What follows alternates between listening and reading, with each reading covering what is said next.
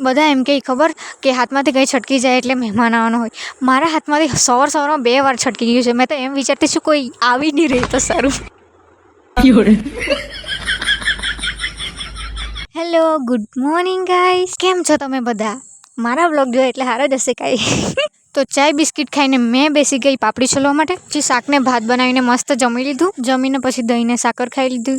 અને યાર ઇન્સ્ટામાં એટલું મસ્ત ફીચર એડ થયું છે ને, એમાં આપણા કપડાનો કલર બી ચેન્જ થઈ જાય, બેકગ્રાઉન્ડ બી ચેન્જ થઈ જાય. ખાલી આપણે ઇંગ્લિશમાં લખવાનું હોય શું ચેન્જ કરવાનું છે એટલે ચેન્જ થઈ જાય. મારી સાડી બ્લેક કલરની થઈ ગઈ અને પિંક કલરનું ગાઉન બી બ્લુ કલરનું થઈ ગયું. જો પછી એક વિડીયો એડિટ કરવાનો હતો તે એડિટ કર્યું ને પછી આખો દિવસ પડી જ રહેલી હતી, કંઈ કર્યું નહીં. મેં બહુ જ દિવસથી વિચારતી હતી મંદિર જામ, પણ આજે મોકો મળ્યો છે તો જઈ જાઉં. હવે મારી ફ્રેન્ડ લોકો આવે છે એટલી વાર ફાફા મારી લેમ. તો મેં આ પૂરા કાળા કપડાં પહેરીને જાઉં છું. હજુ ઓઢણી નહીં નાખી, તે બી બ્લેક કલરની છે. એકાદ કહે બી આ કઈ કાલી માતા આવી ગઈ. નહીં યાર, મેં કેટલી લાંબી લાગુ છું યાર, ને છે તો મારી હાઈટ એવડી વટાણા જેવડી. તો મારી ફ્રેન્ડ લોકો આવી ગયા છે ને અમે જઈએ છીએ महादेवના મંदिरे. हमारा सुगर में है तो हम पहुंच चुके हैं लगभग. और यहाँ पे बहुत सारी लड़कियाँ साड़ी पहन के आई है. हम ही ठेकाने वगैरह के आए हैं गाइस.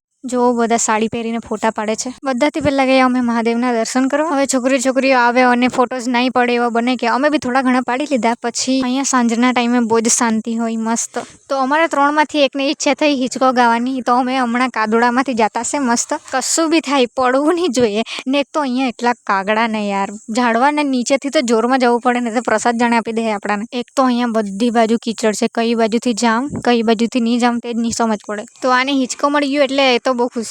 પછી અમે પાછા એ જ રસ્તે મંદિર બાજુ જતા હતા. બીજો કોઈ ઓપ્શન નહીં. કાંથી નીકળવો પડતો. ઓ માય ગોડ, ઓ યાર. પછી મંદિરમાં આરતી ચાલતી હતી, ત્યાં આવ્યા અમે. આરતી પતાવીને થોડા ઘણા ફોટોસ પાડીને અમે જવા લાગ્યા ઘરે. તો મળીએ કાલે, બાય.